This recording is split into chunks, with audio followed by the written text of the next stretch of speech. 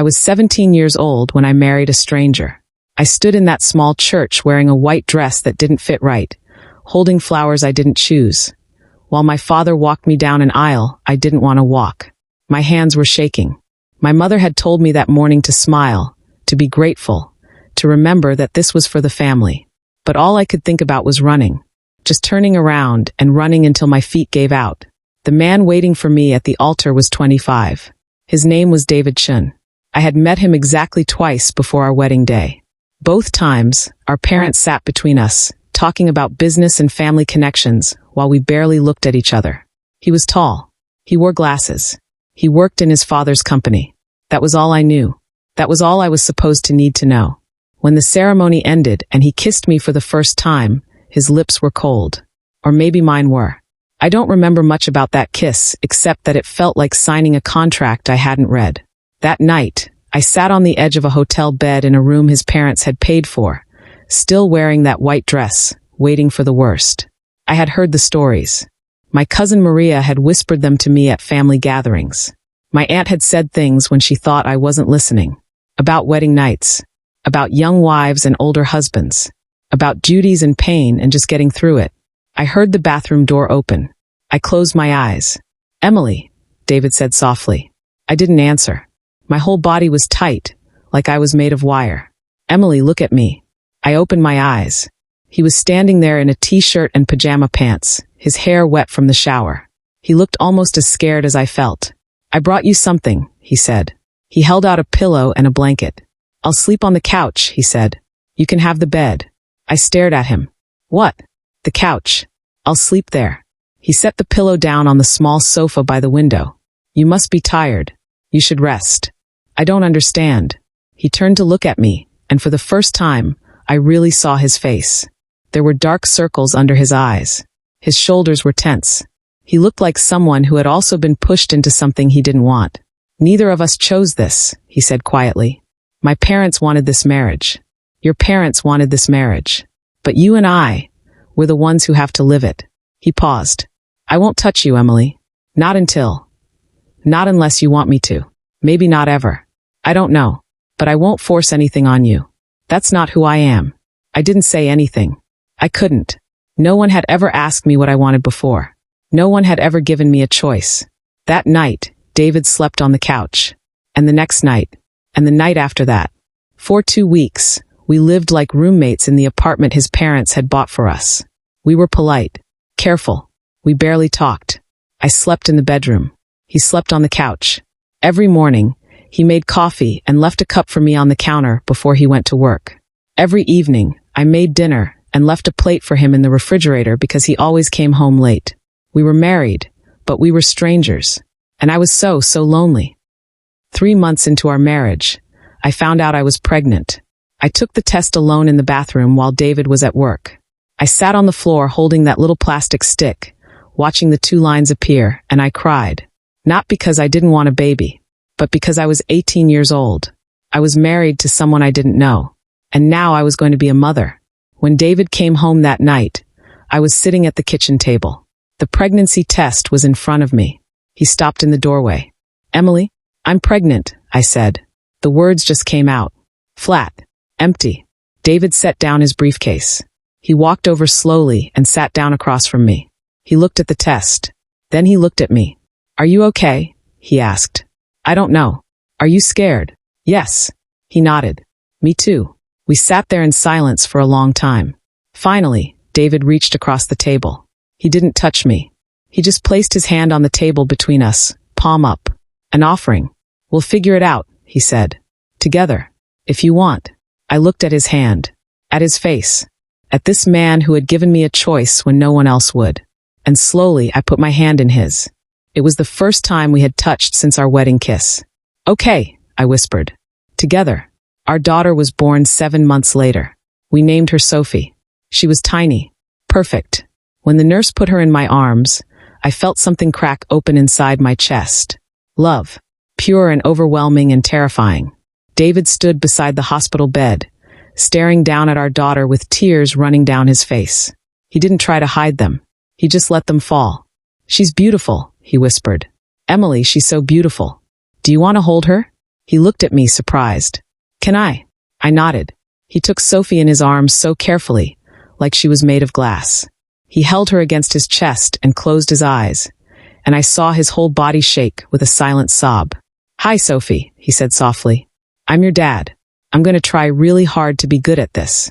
I'm going to try really hard to be someone you can be proud of.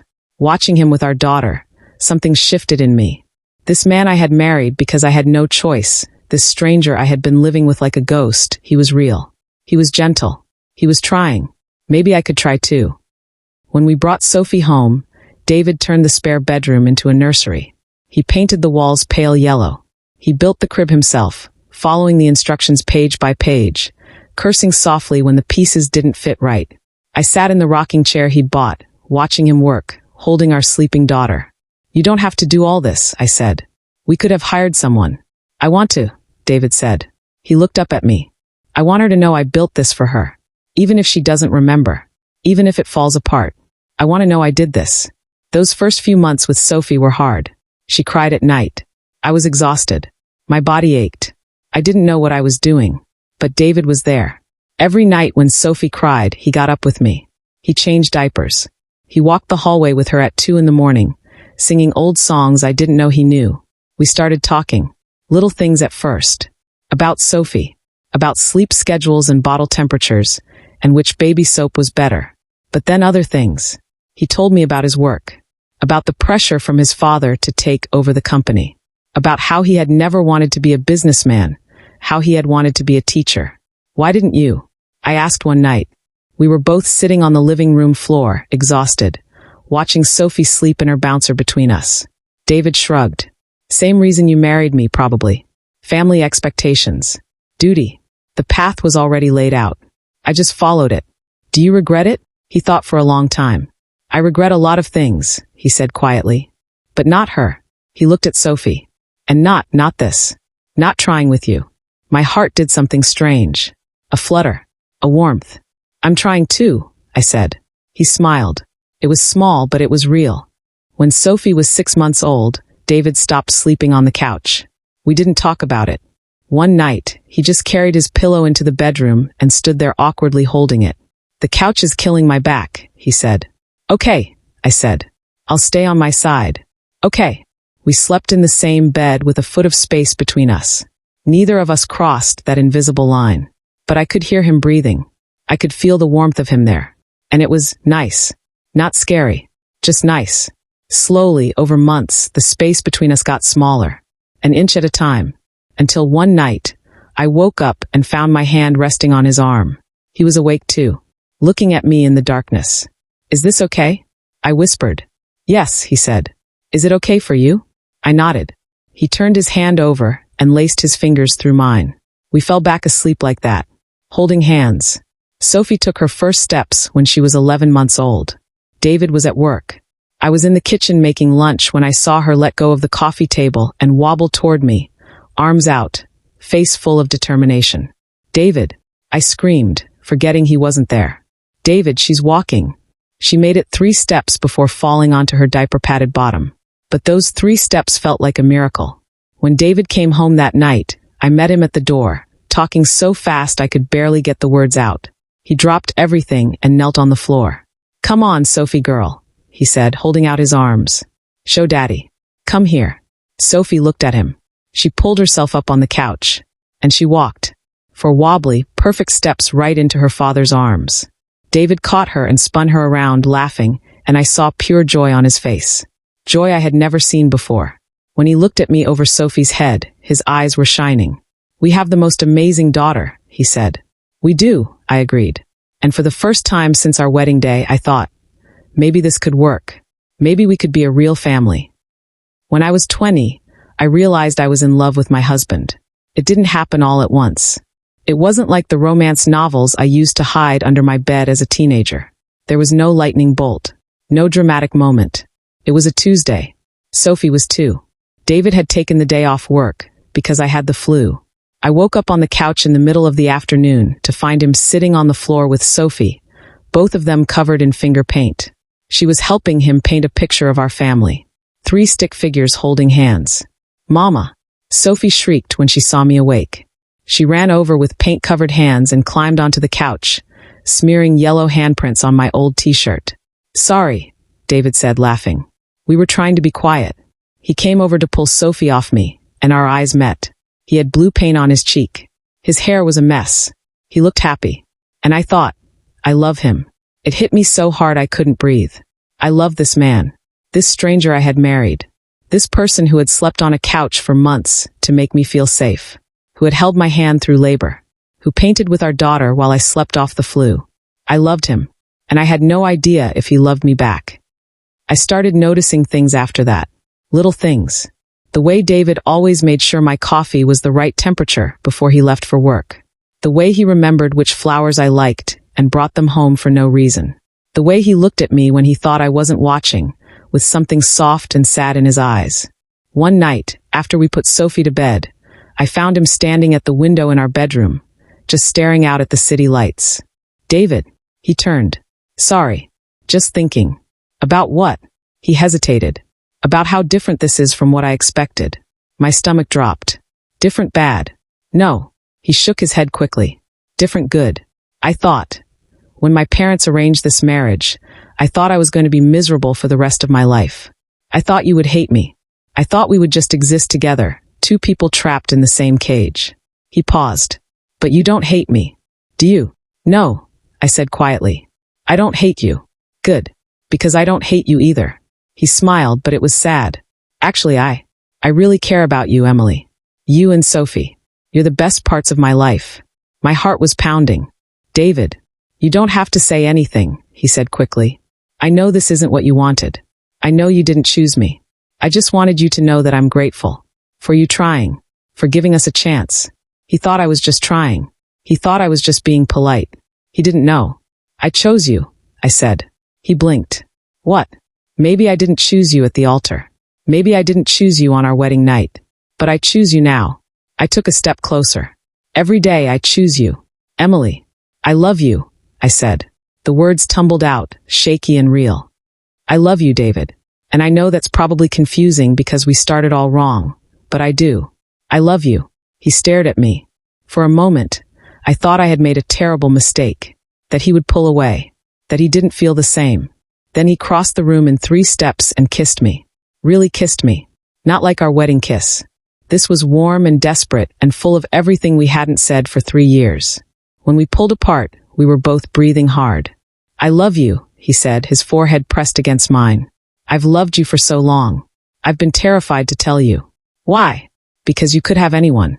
You're smart and kind and beautiful, and you got stuck with me. Some guy your parents picked. I didn't want to make you feel trapped." I laughed. Actually laughed. "David, I'm the one who was 17. I'm the one who didn't go to college. I'm the one who—" "You're the one who made a home," he interrupted. "You're the one who turned a forced arrangement into a family. You're the one who chose to love me when you didn't have to." His voice cracked. "You could have hated me forever. You would have had every right. But you didn't. Because you gave me a choice," I said. "From the very first night, you gave me a choice." We stood there holding each other, and I felt something settle deep in my chest. This was real. This was ours.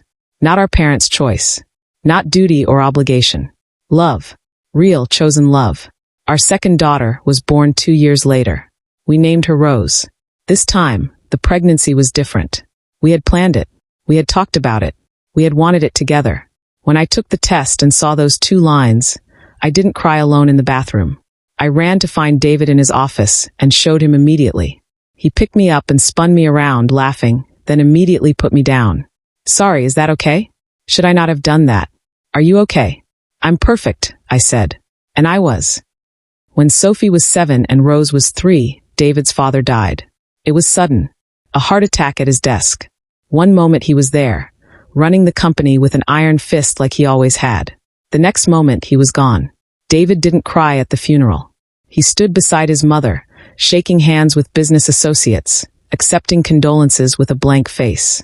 He was 28 years old and suddenly the head of a major corporation he had never wanted to run. That night, after we put the girls to bed, I found him in our bedroom, just sitting on the edge of the bed, staring at nothing. "David, he never said he was proud of me," David said quietly. "Not once. I took over the vice president position like he wanted. I married who he chose. I gave him grandchildren. I did everything he asked. And he never once said he was proud of me. I sat down beside him and took his hand. I worked so hard, he whispered. I thought if I just did everything right, he would finally see me. But he didn't. And now he never will. I see you, I said. Sophie sees you. Rose sees you. We see you, David. And we're so proud of you. He turned to me with tears streaming down his face. I don't want to be like him. I don't want to be cold and distant. I don't want our daughters to work their whole lives for my approval and never get it. You won't be, I said firmly. You're already different. You're already better. How do you know? Because you're here. Because you're crying. Because you care.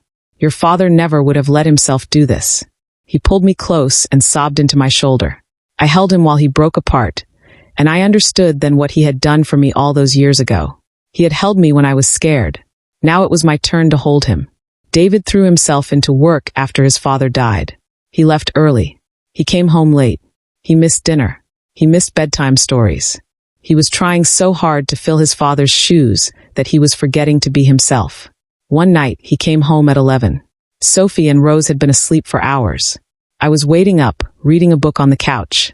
You don't have to wait up, he said, loosening his tie. I know. I have to go in early tomorrow. Big meeting with investors. Okay. He paused. Are you angry with me? No, I said honestly. I'm worried about you. I'm fine. You're not. I set down my book. David, you're running yourself into the ground. You're trying to be your father, and that's not who you are. I'm trying to keep his company alive. It's not his company anymore. It's yours. And you don't have to do it the way he did. I stood up and walked over to him. The girls miss you. I miss you. But more than that, I think you miss you. His face crumpled. I don't know how to do this. Then learn. But don't lose yourself trying to become him. We didn't fall in love with him. We fell in love with you. Something in his expression shifted. He pulled me close and held me tight. I'm sorry, he whispered. I'm so sorry. Don't be sorry. Just come back to us. The change didn't happen overnight. But slowly, David started coming home earlier. He started saying no to extra meetings. He started remembering that he had a family. But something had shifted. There was a distance between us now. A gap that hadn't been there before. We still loved each other. I knew that. But love isn't always enough to bridge the space that grief and stress can create. One Saturday morning, I woke up to find David's side of the bed empty. I could hear voices downstairs. When I came down, I found him in the kitchen with Sophie and Rose making pancakes. The girls were covered in flour. The kitchen was a disaster. Daddy's making special pancakes, Rose announced, flour in her hair. I can see that, I said, smiling. David looked up at me. There was something different in his face. Something lighter. I quit, he said. What? I quit. Well, not quit exactly. I promoted Marcus to CEO. He's better at it anyway. I'm staying on as chairman, but I'm not running the day-to-day anymore. I stared at him.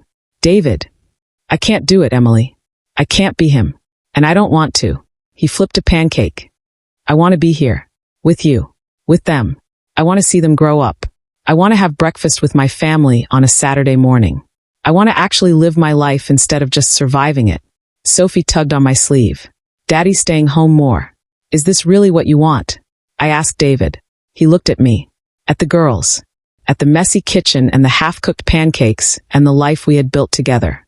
This is everything I want, he said. With David home more, I noticed things I hadn't before. How tired he looked. How often he rubbed his temples.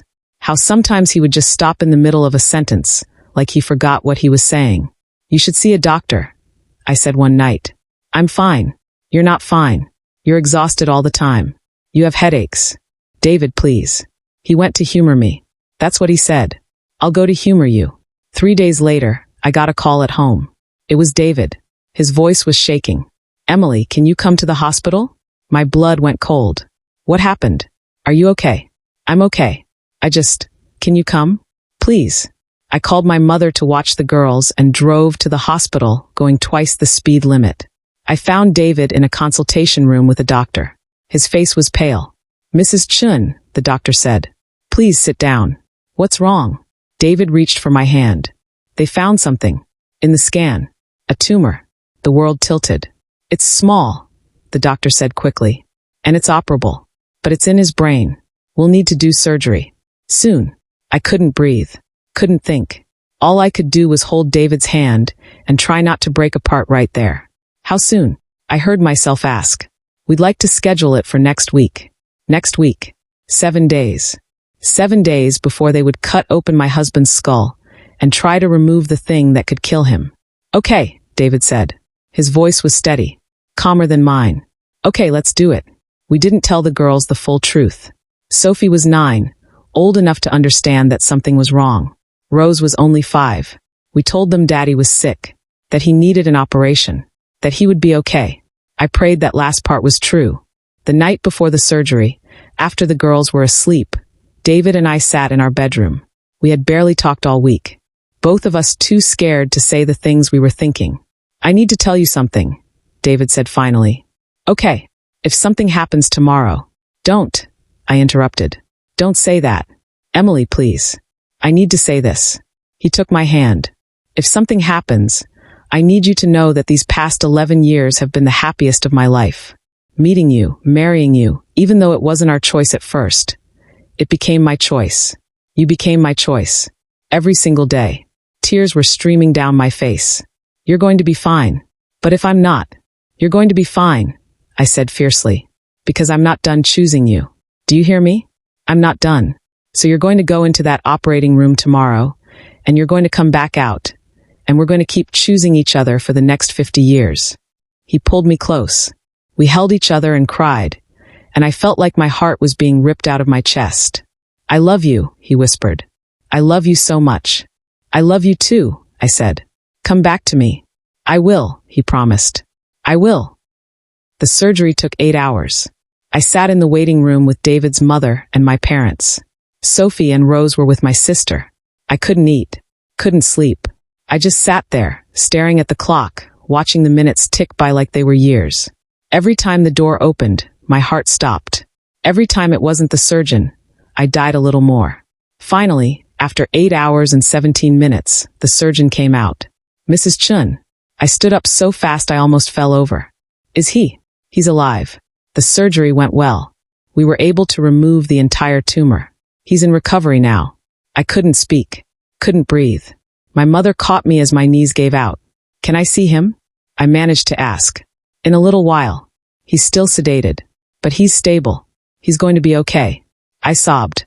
Right there in the waiting room. I sobbed like a child. All the fear, all the terror of the past week came pouring out. He was alive. He was going to be okay. When they finally let me see him, he was asleep in the hospital bed, his head wrapped in bandages. He looked so small, so vulnerable. I took his hand and held it against my cheek. You came back, I whispered.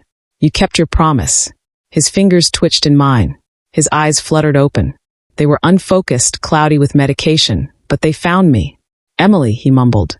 I'm here. I'm right here. Am I? You're okay. The surgery went well. You're going to be okay. A tear slid down his temple. I was so scared. Me too. Didn't want to leave you. Didn't want to leave the girls. You didn't. You're here. You're staying here. He squeezed my hand weakly. Love you. I love you too. Now rest. I'll be here when you wake up. He closed his eyes. I stayed there, holding his hand for the next 6 hours. I didn't move. Didn't leave. I just held his hand and prayed and thanked every God I could think of for bringing him back to me. Recovery was slow. Painful. David came home after a week, but he wasn't the same. The surgery had worked, but it had taken something from him. He was weaker. Tired all the time. Sometimes he would forget words. Sometimes he would just stare at nothing, like he was lost inside his own head. Sophie and Rose were scared at first. Their daddy looked different. Sounded different. But children are resilient. They adjusted. They learned to be gentle. Rose would climb into bed with him and just hold his hand. Sophie would read to him, her voice soft and careful. And I took care of him. The way he had taken care of me when I was pregnant. The way he had taken care of all of us for years. Now it was my turn. Some days were hard.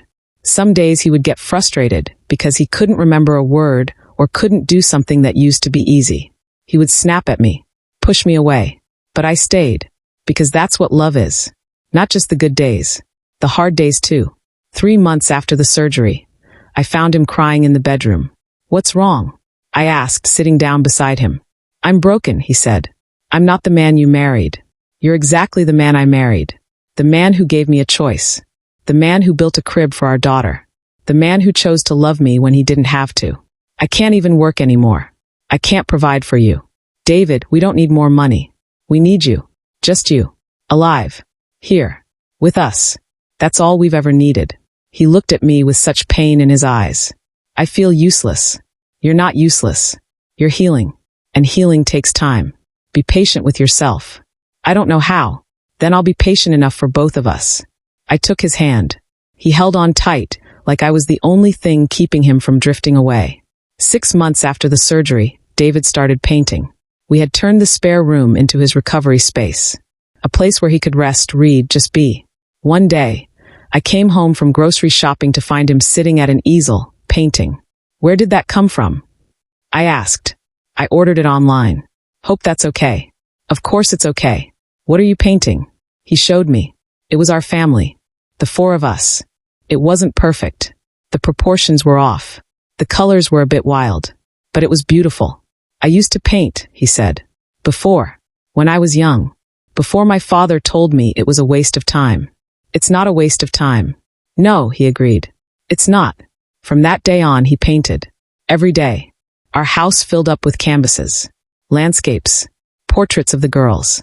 Abstract pieces that made no sense, but were full of color and life. He was finding himself again. Not the man his father wanted him to be. Not the CEO. Not the businessman. Just David. The man who loved his family.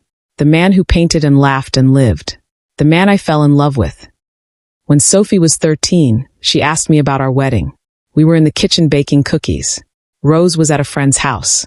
David was in his studio painting. It was just the 2 of us. "Mom," Sophie said, measuring out flour. "Did you and Dad have an arranged marriage?" I froze. "Where did you hear that?" "Grandma mentioned it. She said something about how you and Dad were brought together by your families." I looked it up. "That's an arranged marriage, right?" I took a breath. "Yes, it was." "So you didn't love Dad when you married him?" "No," I said honestly. "I didn't." Sophie stopped measuring. "But you love him now." "Very much." "So what changed?" I thought about it. About that first night. About sleeping on opposite sides of the bed. About learning to choose each other. "We did," I said finally. "We changed. We learned each other. We chose each other." Love isn't just something that happens to you, Sophie. Sometimes it's something you build. Slowly. Carefully. With another person who's willing to build it with you. Do you regret it? Being forced to marry him. I regret not having a choice at first. But I don't regret him. I don't regret us. Because what we have now, we chose this. Every day we choose this. Sophie was quiet for a moment. Then she hugged me. "I'm glad you chose each other." "Me too, honey. Me too." On our 20th wedding anniversary, David gave me a letter. We were alone. The girls were both at friends' houses. We had the whole evening to ourselves. We were sitting on the couch, my feet in his lap, drinking wine and just being together. "I wrote something for you," he said, pulling an envelope from his pocket. "What is it?" "Just read it." I opened the envelope. Inside was a letter, written in David's careful handwriting. "My dearest Emily, 20 years ago, I married a girl I didn't know. I stood at an altar and made promises I didn't know if I could keep. I was terrified, not of you, but of failing you, of being the kind of husband my father was to my mother. Cold, distant, trapped. I remember our wedding night. I remember how scared you were. I remember thinking that I would rather sleep on that uncomfortable couch for the rest of my life than make you feel unsafe for even one moment. That was the first choice I made for us. Not because I had to, but because it felt right. I didn't know then that I was falling in love with you. I didn't know that the girl I married would become the woman I chose. Every single day. In every single way. You have given me everything. 2 beautiful daughters. A home full of love. A second chance at life after the surgery. You stayed with me when I was broken. When I was lost. When I was trying to be someone I wasn't. You saw me. The real me. And you chose me anyway. People say arranged marriages can't have real love. That you need the spark first. The choice. But I think they're wrong. I think love isn't about how it starts. It's about how you keep choosing it. How you keep choosing each other. 20 years ago, I didn't choose you. But every day since, I have. And if I had the chance to go back and do it all again, knowing everything that would happen, all the hard parts and the scared parts and the broken parts, I would still choose you. Every single time, I would choose you. Happy anniversary, my love. Here's to 20 more years of choosing each other. Yours always, David.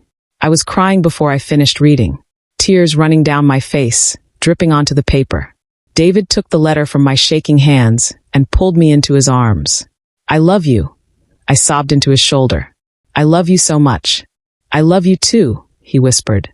Thank you for choosing me. Thank you for giving me the choice. We renewed our vows that year. It was small, just us and the girls and a few close friends. We stood in the same church where we had married 20 years before. But everything was different. This time, I chose my own dress. I chose the flowers. I chose the words. And when David took my hands and looked into my eyes, there were tears on his face. Emily, he said, his voice shaking. 20 years ago, I promised to be your husband. I didn't know what that meant then, but I know now. It means being your partner, your friend, your safe place. It means choosing you every day, even when it's hard, especially when it's hard. I choose you, I said, not because I have to, not because anyone told me to, but because you are the best man I know, because you made space for me to find my own way to loving you, because you gave me a choice when no one else would. I will always give you a choice, he said. Always. We kissed. And this time it wasn't cold. It wasn't a contract. It was a promise, a real one, made by two people who had learned to love each other slowly, carefully, with patience and grace. Sophie and Rose were crying. Half our guests were crying. I was crying. David was crying. But we were happy. So happy. When Sophie turned 18, she came to us with news. I got into Stanford, she said, waving the acceptance letter. We celebrated. We were proud. Our daughter was brilliant and kind and going to an amazing school. But later that night, she came into the living room where David and I were sitting. Can I talk to you about something? She asked. Of course, I said. She sat down, twisting her hands nervously. Jake asked me to marry him. My heart stopped. Jake was her boyfriend. A nice boy. But they were 18. The same age I had been. What did you say? David asked carefully. I said I needed to think about it. Sophie looked at me. Mom, were you happy when you married Dad at my age? I thought about how to answer. How to be honest without scaring her. No, I said finally. I wasn't happy. I was terrified. Because I didn't have a choice. Because I didn't know your father. Because I was so young and I had no idea what I was doing. But you're happy now. I'm happy now. But it took time. It took work. It took both of us choosing to make it work. I reached for her hand. Sophie, if you want to marry Jake, that's your choice. But make sure it is your choice. Not because he wants it. Not because you think you should. Because you genuinely want to spend your life with him. And make sure you're ready. How do you know when you're ready? David spoke up. You're ready when you can imagine the hard times and still want to be with that person. When you can picture them sick, struggling, making mistakes, and your answer is still, I want to face that together. Love isn't just the good times. It's the hard times too. Sophie was quiet for a long time. Then she said, I'm not ready. That's okay, I said. I love Jake, but I'm not ready to marry him. Not yet. Maybe not ever. I want to go to school. I want to figure out who I am first. David smiled. That's very wise. I told him I'd think about it because I didn't want to hurt his feelings. But the truth is, I know my answer. It's no. At least for now. Then tell him that, I said. Be honest with him. And with yourself. Sophie hugged me. Thanks, Mom. Thanks, Dad. After she left, David took my hand. We did good, he said. We did, I agreed. She has a choice. She knows she has a choice. Because you showed her what it looks like to choose. I leaned against him. We showed her. Both of us. Rose was different from Sophie. Where Sophie was serious and thoughtful, Rose was wild and creative. She painted like her father. She sang. She danced. She filled our home with noise and color and life. When she was 16, she fell in love with a girl named Maya. She told us over dinner one night. So, I'm dating someone, Rose announced, spearing a piece of broccoli. That's nice, I said. What's his name? Her name, Rose corrected. Maya. David and I exchanged a glance. Tell us about her, David said calmly. Rose lit up. For the next hour, she told us about Maya. how they met in art class, how Maya made her laugh, how they stayed up late talking about everything and nothing. Are you guys okay with this? Rose asked finally. With me dating a girl? Are you happy? I asked. Really happy. Then we're okay with it, David said. We just want you to be happy. And to be with someone who treats you well. Maya treats me really well, Rose said. She's amazing. Then we'd love to meet her, I said. Rose grinned. Really? Really? When Rose left the room, David looked at me. We're handling that okay, right? I think so. Are you okay with it? I'm okay with her being happy, he said. That's all I've ever wanted. For both of them to be happy. To have choices. To be loved.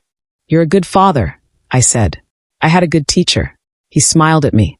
You taught me how to love our kids. How to give them room to be themselves. We taught each other, I said. On our 25th wedding anniversary, we took a trip. Just the two of us. The girls were grown now. Sophie was in graduate school. Rose was in college. They could take care of themselves. We went back to the hotel where we had spent our wedding night. It looked different now. They had renovated. The couch where David had slept for 2 weeks was gone. But the memories were still there. Do you remember? David asked, standing in the middle of the room. Of course I remember. You gave me the bed. You slept on that tiny couch. I was so scared that night, he admitted. I had no idea what to do. How to be a husband. How to be anything other than terrified. Me too. We stood there, looking at the space where we had started this strange, beautiful journey. Can I tell you something? David said. Something I've never told you? Of course. That first night, when I said I'd sleep on the couch, it wasn't just because I wanted to be respectful. It was because I was scared too. I was scared that if I tried to be a real husband, I would mess it up. That I would hurt you or push you away. That I would become my father. He paused. Sleeping on that couch was the only thing I knew how to do. It was the only way I could think of to show you that I was different. That I wasn't going to be like him. You could never be like him, I said. You're too kind. Too gentle. Too good. I learned that from you. You showed me it was okay to be gentle. To be vulnerable. To choose love over duty. I took his hands. We learned together. He pulled me close. We stood there in that hotel room, holding each other, and I thought about all the years between that scared 17-year-old girl and the woman I was now. All the choices. All the moments. All the love. If you could go back, David said quietly. If you could go back and choose differently. Would you? I pulled back to look at him. At the gray in his hair. At the laugh lines around his eyes. At the scar on his head from the surgery. At the man he had become. No, I said. I wouldn't change a single thing. Not even the hard parts. Especially not the hard parts. They made us who we are. They taught us how to love each other. He kissed me. Soft and sweet and full of 25 years of choosing each other. I'm going to keep choosing you, he said. For as long as I'm alive. Good, I said. Because I'm not done choosing you either. When I was 52 years old, David and I became grandparents. Sophie had married a kind man named Thomas. They had a daughter, Lily. When Sophie called to tell us she was in labor, we rushed to the hospital, both of us excited and terrified in equal measure. When they finally let us meet Lily, I cried. She was so small, so perfect. She looked like Sophie had looked, like Rose had looked, like all the babies I had ever loved. David held her with tears streaming down his face.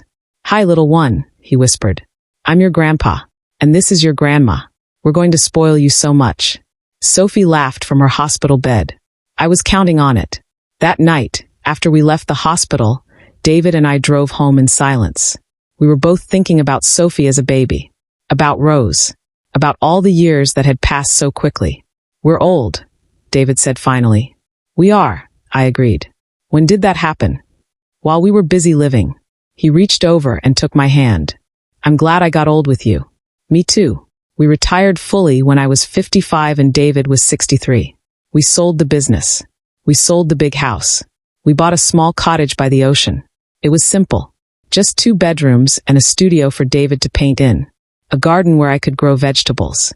A porch where we could sit and watch the waves. We spent our days painting and reading and walking on the beach. Sophie and Rose visited with their families. Lily grew up running through our garden, collecting seashells, learning to paint with her grandpa. Life was quiet, peaceful. Everything we had fought so hard to build. One evening, I found David on the porch, watching the sunset. I sat down beside him. "What are you thinking about?" I asked. "About how lucky I am," he said. "I was 25 years old, marrying a girl I didn't know, thinking my life was over. And now look at us. Look at what we built. We built it together. We did." He took my hand. "Thank you for giving me a chance. Thank you for not giving up on us. Thank you for giving me a choice." We sat there as the sun set, painting the sky orange and pink and gold. Two people who had started as strangers and became partners, who had learned to love each other slowly, carefully, with patience and grace. "I would do it all again," David said quietly. "Every hard part, every scary part, just to end up here, with you." "Me too," I said. "Every single time." When David was 76, he got sick again. Not the tumor this time. His heart. It was just wearing out, the doctors said. He had lived a good life. A long life. But his heart was tired. He didn't want to go back to the hospital. He wanted to stay home. So we turned our bedroom into a hospice room. The girls came to visit. The grandchildren. Everyone who loved him. But mostly it was just us. Me and David. The way we had started. I sat beside his bed, holding his hand, just like I had after the surgery all those years ago. "Emily," he said one night. His voice was weak, but his eyes were clear. "I'm here. I need to tell you something." "Okay. I'm not scared," he said. "I thought I would be. But I'm not." "Why not?" "Because I had you.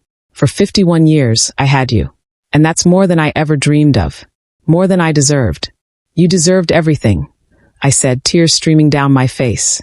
"I got everything. I got you. I got Sophie and Rose. I got to meet my grandchildren. I got to paint and love and live. I got to choose you every day." He squeezed my hand weakly. "I got to be chosen by you. That's everything." "David, thank you," he whispered. "Thank you for choosing me. Thank you for giving me the choice."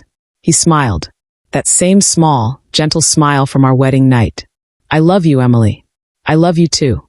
So much." He closed his eyes. "Good. That's good." David died 3 days later, with me holding his hand. The girls were there. The grandchildren. But in those final moments, it was just us. Like it had always been. "I'm still choosing you," I whispered to him. "Even now. Even after. I'm still choosing you." I felt his hand squeeze mine one last time. And then he was gone. I'm 71 now. I still live in the cottage by the ocean. Sophie and Rose want me to move closer to them. But I can't leave. This is where David and I were happiest. This is where we grew old together. His paintings are all over the house. I see him in every brushstroke. Every color. Every memory captured on canvas. I miss him. Every single day I miss him. But I'm not lonely. Because he's here. In the life we built together. In our daughters. In our grandchildren. In every choice we made to love each other. Lily came to visit last week. She's 20 now. Beautiful and bright and full of life. "Grandma," she said, sitting beside me on the porch. "Can I ask you something?" "Of course. How did you know Grandpa was the one? I mean, you didn't choose to marry him at first. So how did you know?" I thought about it. About that scared 17-year-old girl. About the young man who slept on a couch to make me feel safe. About 51 years of choices. "I didn't know," I said honestly. "Not at first. But I learned. Every day I learned him. And he learned me. And we chose to keep learning. Keep trying. Keep loving. But what if you make the wrong choice? Then you make a different choice. Love isn't one big decision, Lily. It's 1,000 small ones. Every day. Every moment. You choose to be kind. You choose to be patient. You choose to stay. You choose to forgive. You choose to try. Is that what you and Grandpa did? That's exactly what we did. We chose each other. Not just on our wedding day, but every day after. Even the hard days. Especially the hard days. Lily was quiet for a moment. "I miss him." "Me too, honey. Me too." "Do you think you'll ever stop missing him?" "No," I said. "But that's okay. Missing him means I loved him. And that love was worth every moment of missing him." She hugged me. "You had a really beautiful love story, Grandma." "We did," I agreed. "We really did. I think about David every day. About our first night together when he gave me a choice. About the day Sophie was born. About his surgery and his recovery. About growing old together by the ocean. People ask me sometimes if I regret the arranged marriage. If I'm angry at my parents for forcing me into it. But I'm not angry. because that forced marriage taught me something important. Love isn't just about how it begins. It's about what you build with it. It's about the choices you make every single day. To be kind, to be patient, to try. David and I didn't choose each other at first, but we chose each other every day after. And that made all the difference. I look at his paintings on my walls, at his empty chair on the porch, at the life we built together from nothing. And I think, I would choose you again. Every single time. I would choose you. Sometimes the greatest love stories don't start with a choice. They start with someone giving you one. The end.